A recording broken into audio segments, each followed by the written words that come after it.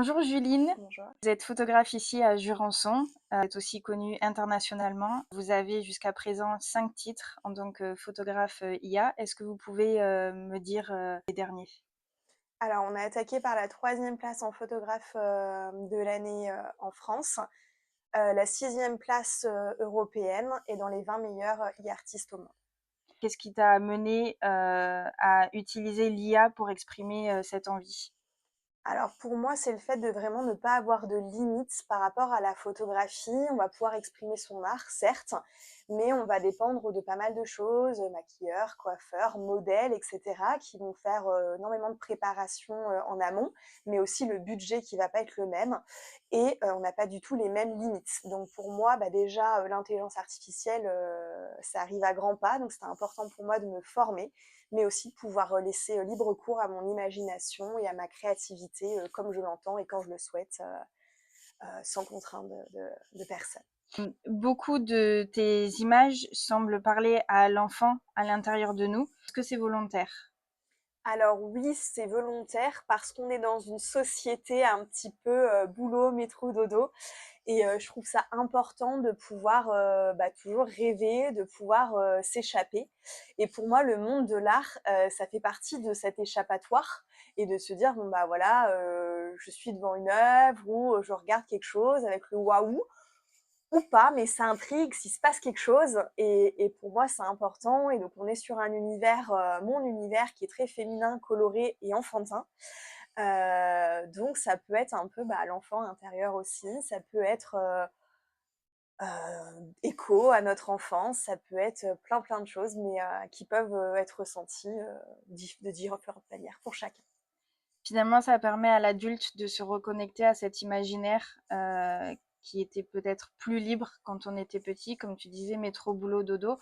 Il y a un gros préjugé sur l'intelligence artificielle, comme quoi c'est fait en 5 minutes, que c'est finalement si une personne le fait, tout le monde peut le faire. Or, c'est pas le cas. Ces œuvres qui sont générées par l'IA, est-ce que tu peux nous parler de ton processus artistique, de tout ce qu'il y a en amont, des heures passées dessus, et nous raconter un peu tout ce parcours? Alors, sur une création en intelligence artificielle, sur juste une création, on va être entre 6 à 7 heures de travail en moyenne sur une création. Donc, ça va débuter entre la réflexion, le projet, l'idée, le thème, etc., ce qu'on a envie de faire et de créer pour ce tableau-là, cette création-là. Après, tout ce qui va être texte, donc ce qu'on appelle le prompt, le texte pour pouvoir générer du coup l'image par le biais de l'intelligence artificielle. Donc là, c'est pareil, on va avoir plusieurs étapes. Voilà, donc c'est là où on va pouvoir comparer un amateur ou quelqu'un qui touche l'IA en 5 minutes, ça va être fait. Et nous, sur des heures de génération d'images, pour que l'image soit le plus unique possible, parce que c'est le but, c'est ce qu'on revendique en tant que art, c'est que la création soit aussi unique. Donc la génération, et après moi je retourne sur Photoshop. Une fois que j'ai le plus près de ce que je veux au niveau de la génération d'images, je vais modifier des étapes, modifier des choses, rajouter des effets, rajouter des serpents, changer des yeux peut-être. Voilà, s'il y a des modifs à faire, parce qu'il faut dire que l'IA c'est aussi au début, donc des fois il y a des petits couacs aussi encore qui arrivent, donc il y a des petites choses un petit peu à rectifier. Et personnaliser encore plus par le biais de la création après numérique via Photoshop ou autre. Donc, ce qui personnalise encore plus la création. Donc, voilà, comme je disais, on a un 6 à 7 heures entre le début et la signature finale de l'œuvre. Finalement, il y a une grande attention portée à cette œuvre. Comment tu fais? Alors, ça dépend des thèmes, ça dépend des envies. Il y en a où ça va être une idée. J'ai envie de faire un monde bonbon, j'ai envie de tel univers. Après, il y a sur des séries aussi, j'ai envie. Il y a beaucoup de choses qui. J'ai un gros souhait aussi, c'est de revendiquer l'art, mais aussi de mettre un petit coup de pied à la fourmilière et de moderniser aussi l'art. Donc j'ai une série, bon bah là on a Médusa, mais voilà version moderne, on a la Joconde, on a Perle. Alors ce sont des inspirations, hein, bien entendu, mais qui viennent faire écho en fait si un peu elles avaient été créées dans notre monde moderne. Donc avec des tatouages, des cheveux de couleur, voilà des choses un petit peu aussi, donc ça c'est une partie aussi qui me tient à cœur. Donc ça dépend tout la thématique, ça dépend voilà, j'ai une liste aussi d'idées et de temps en temps, voilà, je pioche dedans. Bah tiens, voilà, là en ce moment je suis très sur des trucs été parce que c'est la période aussi, en fonction des saisons, en fonction de ce qui se passe, autour de nous. Voilà, donc ça peut être des idées, ça peut être aussi des styles. On a des moments aussi au niveau de l'IA ou de l'art, on a plus, des choses, voilà, style animaux qui représentent un peu, voilà, et cetera. Toujours en ciblant, mon univers, hein, coloré et féminin et enfantin. Mais voilà, ça arrive aussi qu'on fasse tous des trucs un peu, en disant: «Bah tiens, en ce moment, c'est la mode de ça». On touche un petit peu à notre patte à nous, mais avec les modes aussi du moment. On avise en fonction de tout ça et ça nous permet aussi d'avoir des choses, très différentes et Finalement, c'est comme un miroir intérieur, puisque, et comme tu dis, il y a un univers, il y a une atmosphère dans tout ça. Quand les personnes découvrent ces œuvres d'art, comment réagissent-elles? Ça fait penser à Tim Burton. alors il y a un univers qui est assumé sur Tim Burton, c'est un univers que j'aime beaucoup, donc ça va pouvoir voilà, se ressentir sur certaines des créations. Pas sur toutes bien entendu, mais sur certaines on peut voir les petits détails.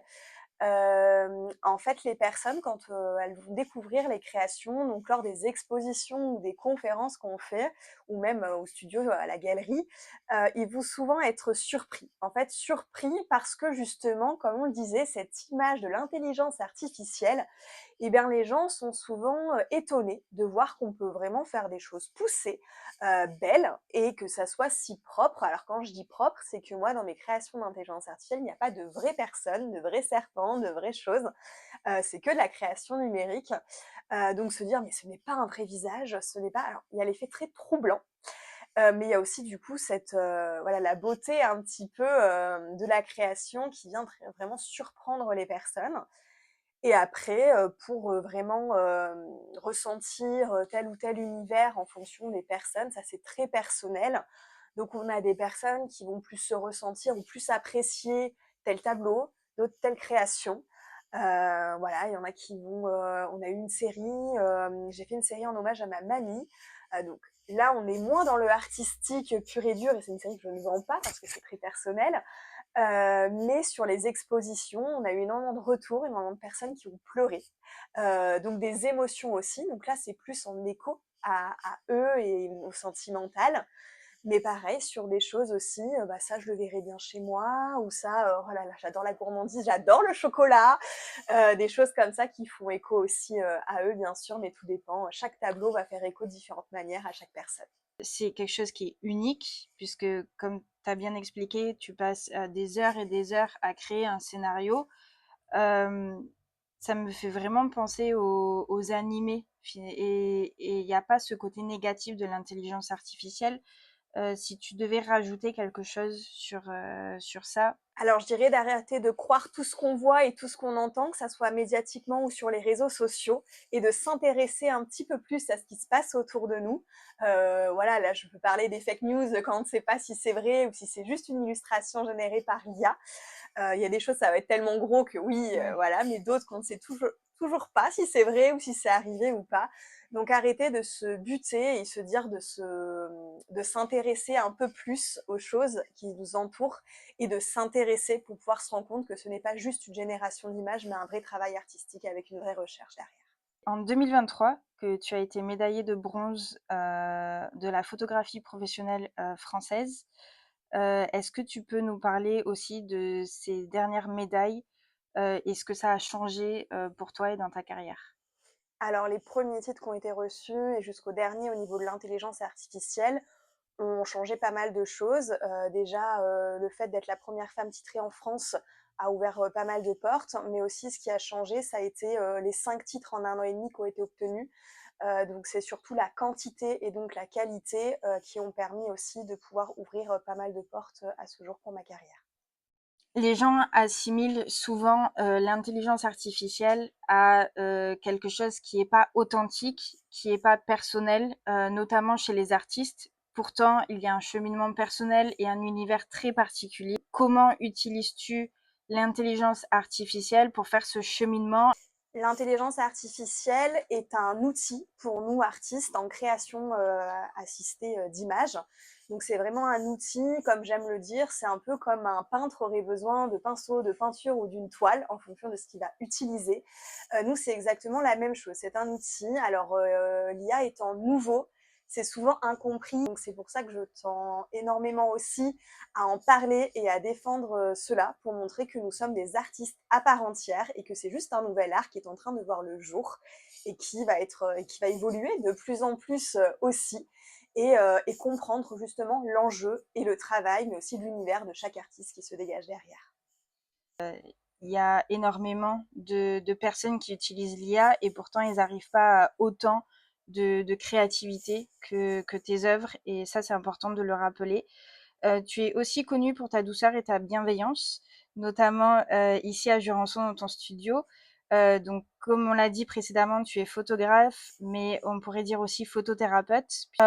Comment fais-tu pour créer cette bulle de chaleur? Alors globalement, sur toutes les séances, ce qui va être important, ça va être la communication et de pouvoir mettre en confiance la personne. Donc je pense que la parole déjà fait beaucoup, pouvoir échanger, de pouvoir communiquer, savoir les attentes de la personne, savoir où et ce qu'elle a envie de faire aussi pour cette séance-là, pouvoir nous amener aussi à notre partie de photographe et de professionnel.